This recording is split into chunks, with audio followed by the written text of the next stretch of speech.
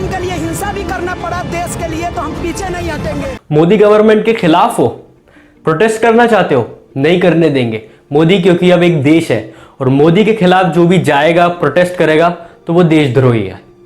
12 सितंबर को पूछताछ के दौरान जेएनयू की प्रोफेसर जयंती घोष, दिल्ली यूनिवर्सिटी के प्रोफेसर अपूर्वा आनंद, योगेंद्र यादव और सीपीएम नेता सीताराम येचुरी के नाम चार्जशीट में आए हैं। इस मामले में सफूरा जरगर, देवांगना, नताशा, गुलफिशा इन्होंने सजा काट ली है। सफूरा जरगर निकल चुकी हैं जेल से, लेकिन 3 अभी भी जेल में है। गुलफिशा, देवांगना और नताशा अभी भी जेल में है। संडे को देर रात UAPA unlawful activities prevention act के अंडर में उमर खालिद को पुलिस ने गिरफ्तार किया। उमर पर आरोप है कि जब डोनाल्ड ट्रंप इंडिया आए थे तो लोगों को भड़काने का काम उमर खालिद ने किया था, कि लोगों को सड़कों पे लाए, और दंगों भड़काने का जो मेन था लीडर वो उमर खालिद है। देशद्रोह से लेके 18 आरोप उन पे लगे हैं, जिसमें हत्या और हत्या करने की कोशिश का आरोप भी है।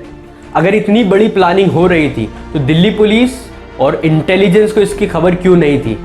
क्या ये गलती नहीं है दिल्ली पुलिस इंटेलिजेंस की या इनके हेड होम मिनिस्टर की? होम मिनिस्टर के अंडर में ये पूरा ऑर्गेनाइजेशन था, तो क्या ये एक फेल्ड सिस्टम नहीं है? अगर आपके देश में US प्रेसिडेंट आ रहा है, दंगों के कई महीनों बाद भी सिर्फ एक आधार है उमर को अरेस्ट करने का, वो है ये भाषण। 17 फरवरी को इन्होंने ये भाषण दिया था अमरावती, महाराष्ट्र में, और इनके 17 से 18-19 मिनट के भाषण था। उस स्पीच में 40 से 50 सेकंड को वायरल किया IT cell, BJP IT cell ने, इनको बदनाम करने के लिए। अब आउट ऑफ कॉन्टेक्स्ट इनकी स्पीच को लिया गया है, क्योंकि आप 19 मिनट की स्पीच में 40 सेकंड अलग निकाल दें और उसको अलग तरीके से प्रेजेंट करें तो वो बहुत डेंजरस होता है। इसको मैं अलग एग्जाम्पल से समझाता हूँ कि आउट ऑफ कॉन्टेक्स्ट कितनी डेंजरस हो सकती है चीज़।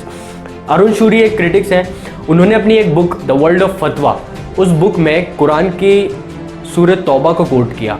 उन्होंने वर्स नंबर 5 पर फोकस किया, 1st, 2nd, 3rd और 4th वर्स उन्होंने स्किप कर दी। क्यों करी ये अब समझ में आएगा। 5th जो वर्स है उसमें लिखा है कि अनबिलीवर्स को मारो वो जहां भी दिखें। अब अरुण शूरी ने इस 5th कोटेशन को, इस 5th वर्स को प्रेजेंट किया अपनी लैंग्वेज में, और उन्होंने कहा है कि कुरान ये कहता है कि ये लोग जहां भी दिखे अनबिलीवर्स को मार दो। बट जो 4 1st, 2nd, 3rd और 4th वर्स है वो ये बताती है कि कौन से अनबिलीवर्स को मारना है। मक्का, मदीना ये जगह थी, और जो मुस्लिम्स थे उन्होंने एक पीस ट्रीटी की थी मक्का के लोगों से जो नॉन बिलीवर्स थे उस टाइम। प्रॉफिट मोहम्मद मदीने में रहा करते थे। इनके बीच में एक पीस ट्रीटी हुई और मक्का वालों ने उस पीस ट्रीटी को तोड़ दिया। तब कुरान में रिवील हुई कि हाँ इन लोगों ने तोड़ा है, तो अब ये जहाँ भी लिए इनसे लड़ना, इनको मारना, क्योंकि इन लोगों ने हमारे लोगों को मारा है, और अगर वो माफ़ी मांग ले तो उनको माफ़ भी कर देना। ये कहा था सूरत तौबा में। लेकिन क्रिटिक्स इसको आउट ऑफ कॉन्टेक्स्ट लिया, 1st से लेके 4th जो वर्सेस थी उसको स्किप करके डायरेक्ट 5th वर्स दिखाई। तो यहाँ से ये पता चलता है कि जब आपको नफरत फैलानी है तो 17-18 मिनट की वीडियो में आप 40 से 50 सेकंड निकालोगे, क्योंकि आपको इस इंसान को गलत प्रूफ करना है। तो अगर आपको कुरान को गलत प्रूफ करना है तो वही किया अरुण शूरी ने।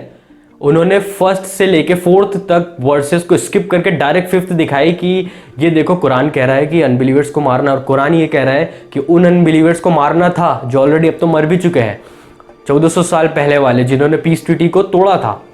तो इस तरीके से आउट ऑफ कॉन्टेक्स्ट की चीज़ें काम करती हैं नफरत फैलाने के लिए। तो कल को अगर स्टूडेंट्स और किसान मोदी गवर्नमेंट के अगेंस्ट रोड पे उतरेंगे तो लोग इनको भी देशद्रोही बोलेंगे, क्योंकि अब तो मोदी देश बन चुका है।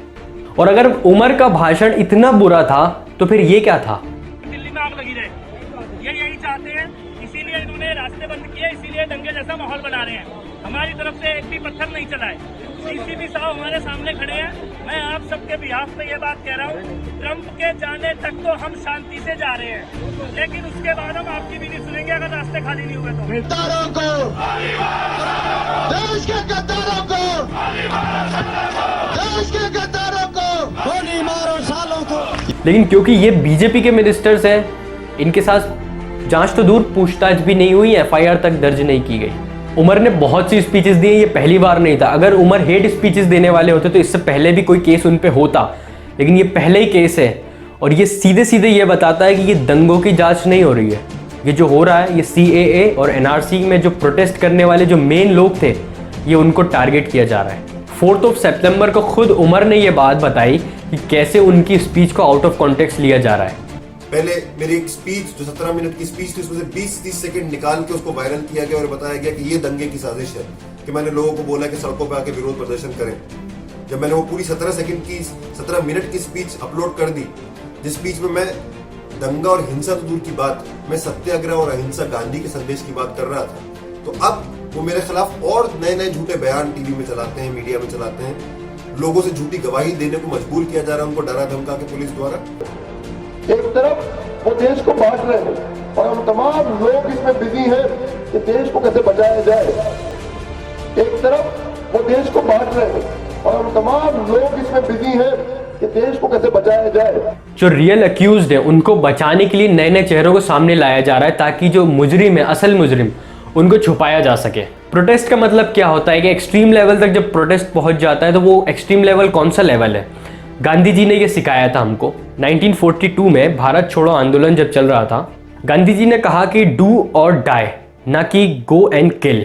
वो लोग जिन्होंने भारत की स्वतंत्रता में हिस्सा नहीं लिया, 1942 में क्विट इंडिया में हिस्सा लेने की वजह से अंग्रेज़ों से माफ़ी मांगी, वो प्रोटेस्ट का मतलब नहीं समझ सकते। ट्रंप का नाम घसीट कर देशद्रोह का केस बना के उमर को फंसाना, या फिर जो एनआरसी और सीएए का समर्थन कर रहे हैं, इन लोगों के नामों को सीधा सीधा सामने लाना ये चीज़ बताता है कि यहाँ पे दिल्ली दंगों की जांच नहीं हो रही है। यहाँ उन लोगों को दबाया जा रहा है जिन्होंने सीएए और एनआरसी के प्रोटेस्ट में साथ दिया, या फिर जिन्होंने इस सीएए और एनआरसी का प्रोटेस्ट किया। जो आदमी सीना ठोक के 370 हटाने की हिम्मत कर सकता था, क्या वो दिल्ली दंगों को रोकने की हिम्मत नहीं रखता था? 4 से 5 सालों से उमर को टारगेट किया जा रहा है। ये एक स्ट्रॉन्ग मैसेज है। अगर आप एक इंडिविजुअल, अगर आप लड़ाई लड़ोगे, गवर्नमेंट के अगेंस्ट जाओगे, अगर आप प्रोटेस्ट करोगे, गवर्नमेंट के किसी भी स्टेप पर आप आर्ग्यू करोगे, तो आपकी आवाज़ को दबाने के लिए गवर्नमेंट किसी भी हद तक जा सकती है। डॉक्टर काफिल खान एक बहुत बेहतर एग्जाम्पल है, और करेंटली अब हम देखें तो ये उमर खालिद एक हमारे लिए करेंटली एक बहुत अच्छा एग्जाम्पल है।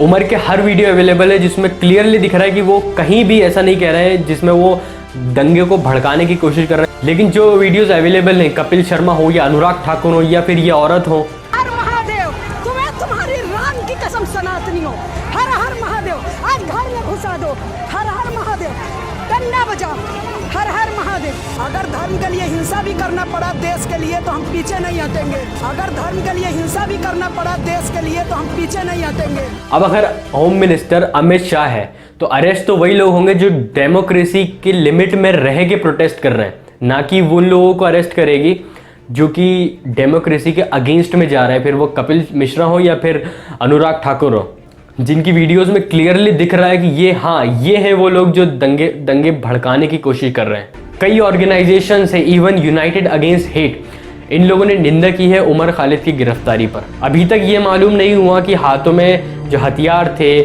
जो लोग थे, वो कहाँ से आए, किन्होंने भेजा, किनके इशारों पे ये लोग आए थे एक पीसफुल प्रोटेस्ट को बिगाड़ने के लिए। Indian retired police officer Julio ने ये पत्र लिखा दिल्ली पुलिस को, और उन्होंने कहा कि जो इस इन्वेस्टिगेशन होनी चाहिए वो बहुत न्यूट्रल इन्वेस्टिगेशन होनी चाहिए। मतलब उनको भी लगता है कि जो इन्वेस्टिगेशन हो रही है वो न्यूट्रल नहीं है, वो बाइस्ड है। और यह केस बिल्कुल भी हिंदू मुस्लिम केस बिल्कुल भी नहीं है। कुणाल कामरा हो या सौरभ भास्कर हो और बहुत से नॉन मुस्लिम्स हैं, मुस्लिम से ज़्यादा नॉन मुस्लिम्स खड़े हैं उमर खालिद के लिए इस टाइम। तो ये हिंदू मुस्लिम की वॉर नहीं है, ये वॉर है सही और गलत की। एक वो लोग जो डेमोक्रेसी के अंदर अंदर प्रोटेस्ट कर रहे थे पीसफुली, और एक वो लोग जो कि कुछ लोगों के इशारों पर रोड पे आए थे हथियारों को लेके पीसफुल प्रोटेस्ट को बिगाड़ने के लिए।